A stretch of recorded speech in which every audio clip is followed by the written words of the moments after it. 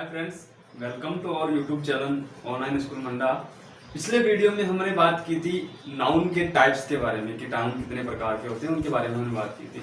आज के वीडियो में हम बात करेंगे प्रॉपर नाउन और कॉमन नाउन के बारे में हम डिस्कस करने वाले हैं आज के वीडियो में। तो सबसे पहले चलिए बात करते हैं प्रॉपर नाउन की। तो प्रॉपर नाउन क्या होता है, क्योंकि हमने पिछले वीडियो में डिस्कस किया था नाउन है वो 5 प्रकार का होता है। तो उसमें से पहला जो हम पढ़ने वाले हैं वो कौन सा है, नाउन है प्रॉपर नाउन है। कौन सा नाउन है? प्रॉपर नाउन है। तो प्रॉपर नाउन की बात करते हैं तो देखिए व्यक्तिवाचक संज्ञा। प्रॉपर नाउन का मतलब व्यक्तिवाचक संज्ञा, यानी किसी व्यक्ति विशेष का नाम इसमें आता है। ठीक है, बात करते हैं इसकी डेफिनेशन की। तो डेफिनेशन क्या कहती है कि a noun is the name of a particular person. ध्यान देना, व्यक्ति विशेष की बात हो रही है, पर्टिकुलर पर्सन की बात हो रही है। ठीक है, तो जब पर्टिकुलर पर्सन की आएगी बात या प्लेस और थिंग, तो a noun is the name of a particular person, place or thing is called proper noun। यानी किसी पर्सन का पर्टिकुलर नेम होगा, किसी प्लेस का पर्टिकुलर नेम होगा और किसी थिंग का पर्टिकुलर नेम होगा, यानी कि उसका नाम विशेष होगा, तो वहां पर क्या होगा? प्रॉपर नाउन होगा। अगली बात क्या कहती है? It always begins with capital letter. Proper noun हमेशा कैपिटल लेटर से प्रारंभ होता है, ये बात आपको याद रखनी है। ठीक है, तो बात करते हैं प्रॉपर नाउन के एग्जांपल्स की। कौन कौन से इसमें एग्जांपल होते हैं प्रॉपर नाउन में? तो देखो, पर्सन की बात हो रही है, क्योंकि हमने क्या पढ़ा था, यहाँ पे पर्टिकुलर पर्सन होना चाहिए। तो पर्टिकुलर पर्सन की बात करें तो राम है। राम किसी व्यक्ति का नाम है। अगर हम यहाँ राम शब्द यूज न करके यहाँ पे बोल दे मैन, तो ये क्या किसी पर्टिकुलर का नेम है? नहीं है। ये तो क्या हो जाएगा, फिर कॉमन नाउन में चला जाएगा, क्योंकि मेन का मतलब हो गया सभी जो पुरुष लोग हैं, पुरुष हैं, उनकी बात हो रही है। तो यहाँ पर किसी एक पर्टिकुलर की बात नहीं हो रही। तो यहाँ पर जब पर्टिकुलर पर्सन की बात करते हैं तो वहां पर क्या हो जाएगा? प्रॉपर नाउन होता है। जैसे राम, श्याम, सीता, मोहन, ये जो नेम होते हैं, ये सारे के सारे जो पर्टिकुलर नेम होते हैं वो क्या होते हैं? किसी पर्सन के, तो वो किस में आते हैं? प्रॉपर नाउन में आते हैं। और ध्यान देना, हमेशा ये किससे प्रारंभ होते हैं? कैपिटल लेटर से प्रारंभ होते हैं। तो यहाँ पे देखना, कैपिटल लेटर से प्रारंभ होते हैं। तो कैपिटल लेटर से ध्यान रखना, कैपिटल लेटर से इसको पहचानते हैं। दूसरा बात करते हैं प्लेस की, यानी किसी स्थान विशेष का नाम होना चाहिए, स्थान का नाम। ठीक है, जैसे जयपुर किसी स्थान का नाम है, अजमेर है, दिल्ली है, सिक्कर है, इट यदि ये इनमें से किसी का नाम है स्थान का, तो वहां पर क्या हो जाएगा? प्रॉपर नाउन हो जाएगा। याद रखना, यदि यहां पर इस प्रकार आ जाए, सिटी शब्द आ जाए, इसका मतलब ये क्या है? कॉमन नाउन है। देखना, प्रॉपर नाउन किससे शुरू होता है? कैपिटल लेटर से होता है। तो ये क्या हो गया? कैपिटल लेटर से शुरू होने पर प्लेस के रूप में प्रॉपर नाउन हो गया।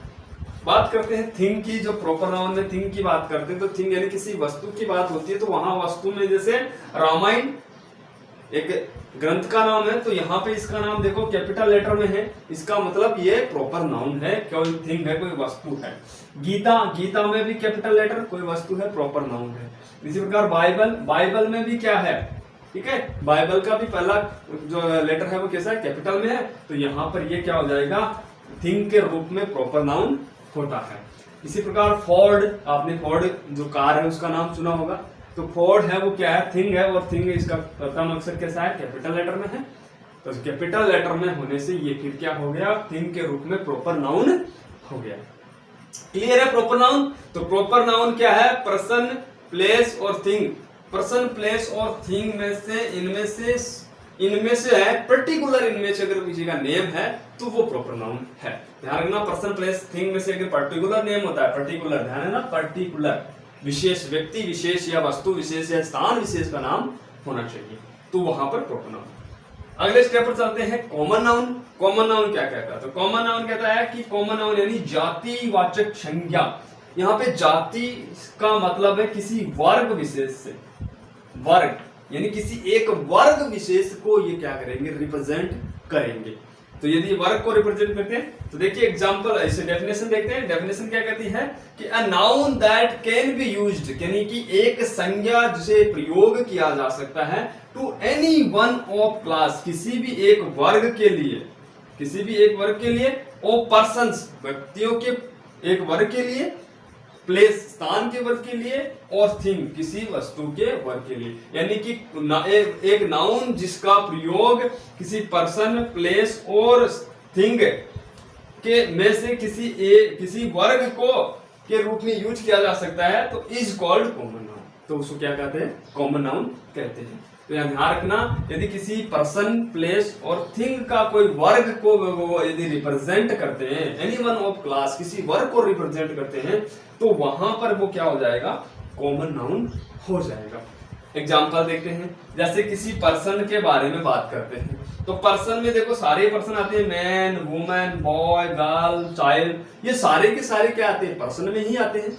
जब पर्सन में आते हैं तो यहाँ पर देखो जो ये मैन है, ये मैन क्या कर रहा है?